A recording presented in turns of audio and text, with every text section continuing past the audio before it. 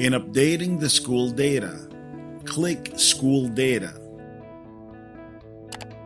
Encode the following data: average class size, enrollment by grade level,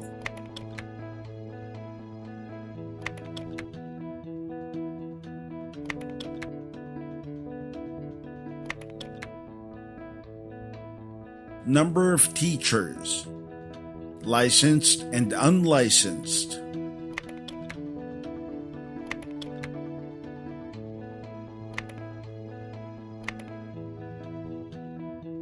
facilities, instructional and non-instructional rooms,